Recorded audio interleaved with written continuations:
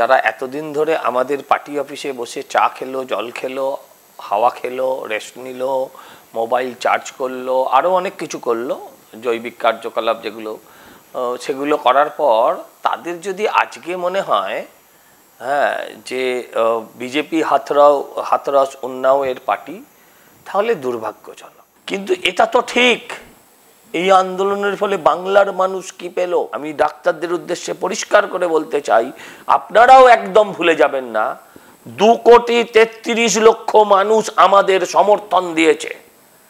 অতএব আমাদের বাদ দিয়ে যদি মনে করেন যে আপনারা কোনো আন্দোলন গণ আন্দোলনে পরিণত করবেন, সেটা মূর্খের স্বর্গে। কি হাইজ্যাক করতে গেছে বিজেপি? কি ফায়দা নিতে গেছে?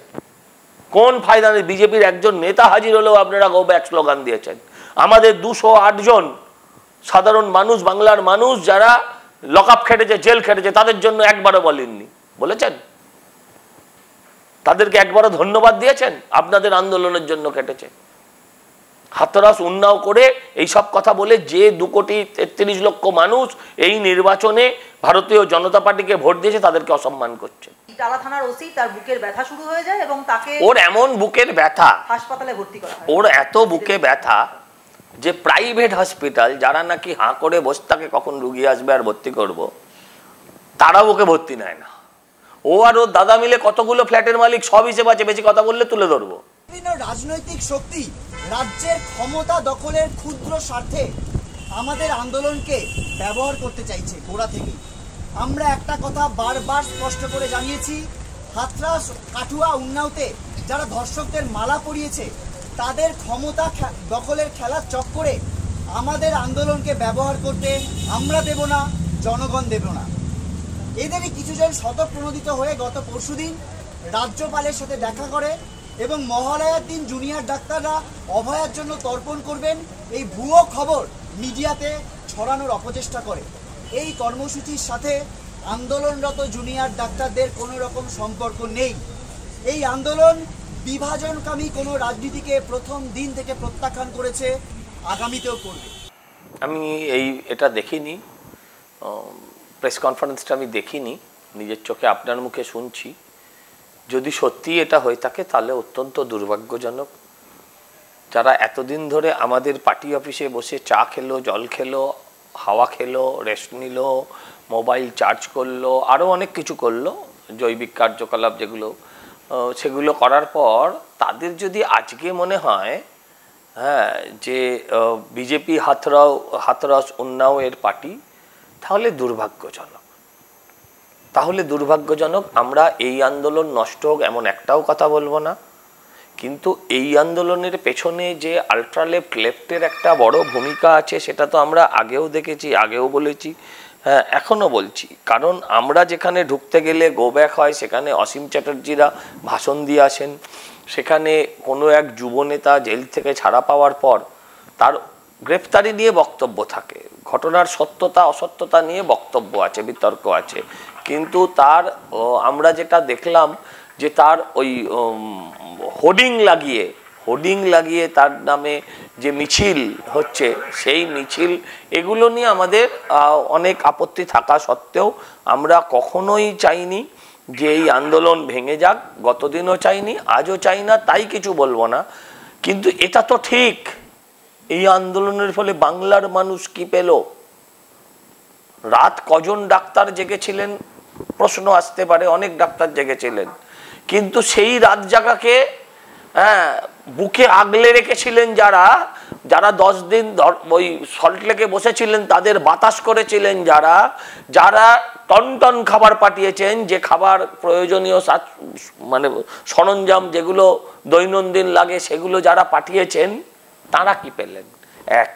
আর একদম ভুলে যাবেন না, আমি ডাক্তারদের উদ্দেশ্যে পরিষ্কার করে বলতে চাই, আপনারাও একদম ভুলে যাবেন না, 2,33,00,000 মানুষ আমাদের সমর্থন দিয়েছে। অতএব আমাদের বাদ দিয়ে যদি মনে করেন যে আপনারা কোনো আন্দোলন গণ আন্দোলনে পরিণত করবেন, সেটা মূর্খের স্বর্গে। অনেকেই বলছিলেন, আমি সেই কথাটার মধ্যে কখনো যাইনি, বিশ্বাস করিনি, যে মমতাদি ঘেঁটে দিয়েছেন, মমতা বন্দ্যোপাধ্যায় ওদের মাথা ওয়াশ করে দিয়েছেন, ওদেরকে হাতে নিয়ে নিয়েছেন, কবজায় নিয়ে নিয়েছেন। যদি আপনার কথা ঠিক হয়, এই প্রেস কনফারেন্স যদি ঠিক হয়, তাহলে তো আমার মনে হচ্ছে সেটা খুব একটা ভুল বলছেন না সেই জনতা। কারণ জনতা জনার্দন তারা সবই বোঝেন, তারা সবই জানেন। আমরা নিজেদের যতই চালাক ভাবি, জনতা তার থেকে অনেক বেশি বুদ্ধিমান।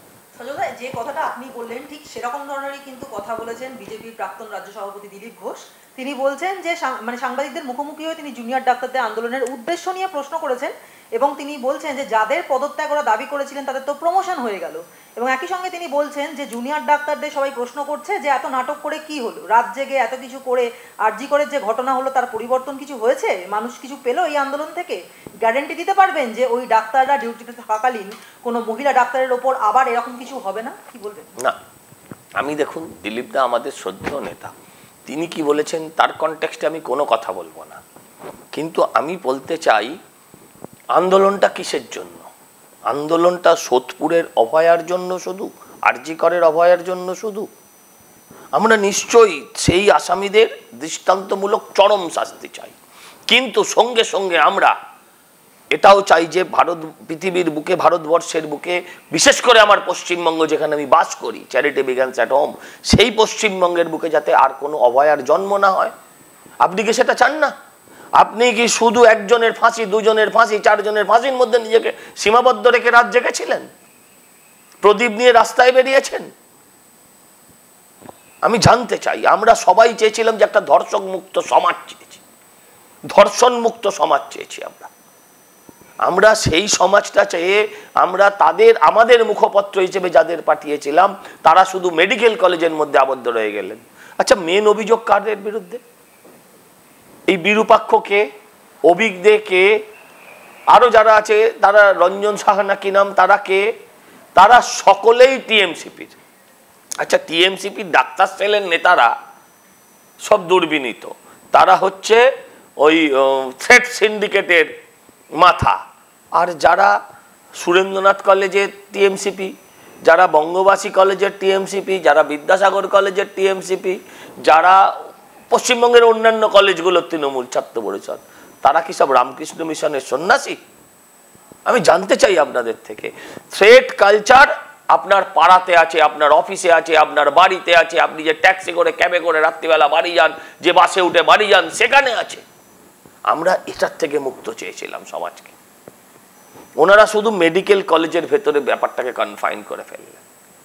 প্যানিক বাটনের কথা বললেন। আচ্ছা, আপনি সাংবাদিক রাত্রিবেলা যখন বাড়ি ফেরেন, আপনার জন্য কোন প্যানিক বাটনের ব্যবস্থা থাকবে? আপনি ডাক্তার নয় বলে আপনার সম্মানের কোনো দাম নেই? এটা তো ফ্যাক্ট। হাঁসখালির মেয়েটার বেলায় কোনো আওয়াজ ওঠেনি, এটা তো ফ্যাক্ট। কামদুনির মেয়েটার বেলায় কেউ কাঁদাচ্ছিল না, এটা তো ফ্যাক্ট। পার্কস্ট্রিটের মেয়েটার গণধর্ষণ হওয়ার পরেও তৃণমূলের নেতারা নোংরা নোংরা কথা বলার পরেও তার চরিত্র সম্বন্ধে কেউ কোনো আওয়াজ করেননি, এটা তো ফ্যাক্ট, এটা তো বিষয়। এটাকে অস্বীকার করতে পারবেন?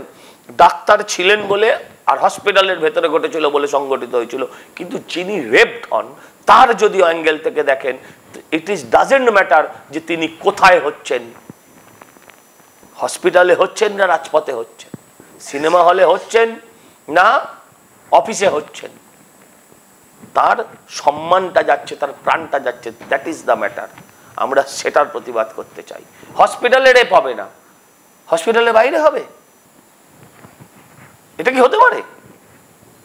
আমরা ডাক্তার, হসপিটালের ভেতর ঘটেছিল বলে আমরা দলে দলে মানুষের সেন্টিমেন্ট আরো বেশি কাজ করেছিল, কারণ ডাক্তারকে আমরা শ্রদ্ধার জায়গায়, সম্মানের জায়গায়, ভগবানের আসনে বসাই।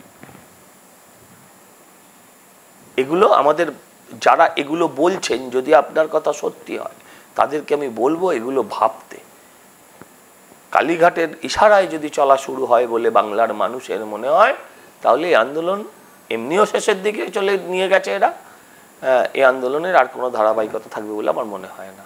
এই আন্দোলনের রাশ মানুষের হাতে চলে যাবে, ঠিক বাংলাদেশের মতন হতে চলেছে। ছাত্ররা আন্দোলন শুরু করেছিল, পরে আন্দোলন অন্য লোকের হাতে গেছে। কি হাইজ্যাক করতে গেছে বিজেপি? কি ফায়দা নিতে গেছে? কোন ফায়দা নেই? বিজেপির একজন নেতা হাজির হলেও আপনারা গো ব্যাক স্লোগান দিয়েছেন। আমাদের 208 জন সাধারণ মানুষ, বাংলার মানুষ যারা লকআপ খেটেছে, জেল খেটেছে, তাদের জন্য একবারও বলেননি। বলেছেন? তাদেরকে একবারও ধন্যবাদ দিয়েছেন? আপনাদের আন্দোলনের জন্য কেটেছে। হাতরাস উন্নাও করে এইসব কথা বলে যে 2,33,00,000 মানুষ এই নির্বাচনে ভারতীয় জনতা পার্টিকে ভোট দিয়েছে তাদেরকে অসম্মান করছে।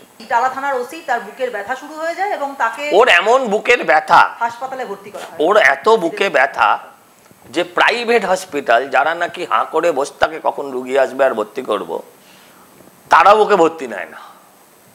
ওর এমন বুকের ব্যথা। এই বুকের ব্যথাটা বাংলার মানুষের আচ্ছা লাগা, এটা বলতে পারি। কারণ এটা বিশ্বাসযোগ্য নয়, ওর কিচ্ছু হয়নি। সজনা, তাহলে এই বুকের ব্যথা কি সেই সংক্রমক ব্যথা, যেটা মানে যে ব্যথাটা হলে পরে ওই আলি জোয়েল টাইপের ব্যথা যেটা পার্থকে দেখা গেছিল? না না, পার্থকে দেখা যেত, অনুব্রত যেমন দেখাতো পায়ের দিকে ব্যথা, তারপরে বালু আমার শরীর খুব খারাপ ব্যথা, এই আর কি। ঢুকলে সবার ব্যথা হয় ভাই, এটা তো স্বাভাবিক, ব্যথা হবেই। লাশ কটা ঘরেই কি তাহলে লুকিয়ে রয়েছে আসল ক্লু? সন্দেহ একেবারেই উড়িয়ে দিচ্ছে না তদন্তকারী আধিকারিক? হ্যাঁ, এখন তো অনেক কিছু শোনা যাচ্ছে। এটাও শোনা যাচ্ছে যে কোনো একজন ডাক্তার তার মোবাইলে অনেক ছবি স্টোর করেছিলেন যেগুলো থেকে অনেক বেশি, মানে সরকার যে ভিডিওগ্রাফি দিয়েছে পোস্টমর্টমের তার থেকে অনেক বেশি মূল্যবান পোস্টমর্টমের ছবি নাকি এতে পাওয়া যাচ্ছে। এগুলো দেখুন, এগুলো সব ভাষা ভাষা খবর, সবই সূত্রের খবর। সূত্রর খবর মানে এমনই একটা জিনিস, কোনো দায়বদ্ধতা সংবাদ মাধ্যমের নেই। তো সেই খবরের ওপর ভিত্তি করে আমি এমন কোনো কথা বলে ফেলবো না যেটা দায়বদ্ধতা আমার ওপর আসে। আমরা আগামীকাল আগামী 30 তারিখে আবার সুপ্রিম কোর্ট আছে, সুপ্রিম কোর্টে হোক 30 তারিখ না 1 তারিখে আছে, কবে আছে আবার হোক, সেদিন আবার আমরা কিছু জানতে পারবো। এটাও আশা করছি না যে সুপ্রিম কোর্টের মুখবন্ধ খামে যে কথাটা লিখে পাঠাবেন তারা আবার সিবিআই, সে কথাটা অমনি তারা করে দেবে, গড়গড় করে পাঠ করে শোনাবে, এটাও আমি মনে করছি না। কয়েক সপ্তাহের মধ্যেই নাকি ভয়ঙ্কর ঘটনা ঘটতে পারে এমন নাকি খবর রয়েছে কলকাতা পুলিশের কাছে, এবং এই মর্মে বুধবার বিবৃতি দিয়ে কলকাতা পুলিশের কমিশনার মনোজ ভার্মা জানিয়েছেন যে আগামী 2 মাসে 5 জনের বেশি জমায়েত করা যাবে না। শহরের একাংশে 5 জনের ওপর বড় জমায়েতে নিষেধাজ্ঞা জারি করেছে কলকাতা পুলিশ। পুজোর সময় ধর্মতলায় মানুষ আসবেন, ভাসানের 80% প্রসেশন কলকাতা শহরে ওটা দিয়ে যাবে, আউটরাম ঘাট, প্রিন্সেপ ঘাট, বাবুঘাট যেখানে যাবে। তো সেখানে এই কথা বলা মানে কি, সেখানে জমায়েত হবে না মানে কি? তার মানে পুজো বন্ধ করার পরিকল্পনা নিচ্ছে সরকার। একদম সিম্পল। কি হলো হঠাৎ করে এখন এই পরিকল্পনা? কি কারণ হলো? কি কারণ হলো আমার বলতে হবে তো, যে এই কারণে 2 মাস, সেপ্টেম্বর থেকে নভেম্বর, মানে কালী পুজোরও ভাসানো হবে না। ভাই পড়েছি এখন কাদের হাতে খানা খেতে হবে সাথে, মানুষ বুঝুক যারা ভোট দিয়েছে। আরজিকর কাণ্ডের পর পুজো মণ্ডপগুলিতে হামলার আশঙ্কা করছেন অধিকাংশ উদ্যোক্তা। তাদের আশঙ্কা উৎসবকে কলঙ্কিত করতে পুজো মণ্ডপগুলিতে নাকি গন্ডগোল হতে পারে। আপনারা কে বলেছে গো? এটা কে বলেছে? ধনধান্য স্টেডিয়ামে সমস্ত পুজোর উদ্যোক্তারা নাকি সব ধন্যী ছেলেরা, ধনধান্যে সব ধন্যী ছেলেরা বলেছে, আমি বুঝতে পেরেছি। আসলে তা নয়। আসলে দেখুন, আমি আপনাকে লিখে দিচ্ছি, আজকে আপনি আমার কথাটা মিলিয়ে নেবেন। বলো দুর্গা মাই কি জয় যত না হবে, সমস্ত প্যান্ডেলে প্যান্ডেলে justice for RG Kar and we want justice, এটা বেশি হবে। আর ওই যত একটু দক্ষিণের দিকে যাবেন আর কি, হ্যাঁ, তত তো দিদির ভাই ভাইপোদের রমরমা বেশি পুজোর। তো তারা এটা অ্যাপ্রিহেন্ড করছে হামলা হবে। তা হামলা হলে ভাই দর্শক শূন্য করে রেখে দাও, টিয়ার চালিয়ে দিও, জল পুলিশ চালিয়ে দিও দর্শনার্থীদের ওপর, আর কি? ওইটুকুই তো বাকি আছে পশ্চিমবঙ্গের মানুষের। ওইটুকুই দেখতে বাকি আছে। আসলে ওরা অ্যাপ্রিহেন্ড করেই নিয়েছে, আর ওদিন ওরা কিছু করতেও পারবে না। পুজোর কর্মকর্তা পুলিশের তুলনায় দর্শক কয়েকশো গুণ বেশি থাকবে, এবং এই দর্শক করবেই। খেলার মাঠে দেখুন, মোহনবাগান ইস্ট বেঙ্গল, দুটো দল এমন অনেক ক্ষেত্র আছে যারা একে অপরের মুখ আজও দেখে না। 20 বছর আগে এই দুটো ফ্যামিলিতে বিয়ে হতো না। বাঙাল ফ্যামিলিতে ঘটি মেয়ে যাবে না, ঘটি ফ্যামিলিতে বাঙাল মেয়ে আসবে না, এটা চলতো তো, অস্বীকার করতে পারবেন। ঠিক আছে, সেটা এখন আমরা অনেক লিবারাল হয়েছি, আমরা অনেকটা ফ্লেক্সিবল হয়েছি, এখন সেটা হয়তো অতটা নয়, কিন্তু এখনো আকচা আকচিত একদম যথেষ্ট। সেখানে আমরা এই ঘটনাকে কেন্দ্র করে কি দেখলাম, মোহনবাগানের জার্সি পরা দর্শকের সমর্থকের কাঁধে ইস্টবেঙ্গলের জার্সি পরা দর্শক, আর তার হাতে মোহামেডানের ফ্ল্যাগ। এই ছবি তো আমরা বাংলার মানুষ, কলকাতার মানুষ টিভিতে দেখলাম। এ তো কোনো রাজনৈতিক দলের সাজানো ছবি নয়। যেমন মমতা ব্যানার্জি বন্যার ত্রাণে ঘুরছেন, সাজানো ছবি। কেউ বলছে ক্যামেরাটা নিচের দিক থেকে তোল, বাড়িটা যেন আছে, সে ক্যামেরাতেই ধরা পড়ছে। এটা তো সেই ছবি ছিল না। হ্যাঁ, অতএব এখানে আপনি নিশ্চিত থাকুন, এখন বিয়ে বাড়িতে গেলে লোকে জাস্টিস ফর বলছে। আজকে যেখানে দাঁড়িয়ে আছি, এখানে দাঁড়িয়ে দুর্গাপুজোয় এই স্লোগান উঠবে উঠবে উঠবে, সেটাই অ্যাপ্রিহেন্ড করে কথা বলা।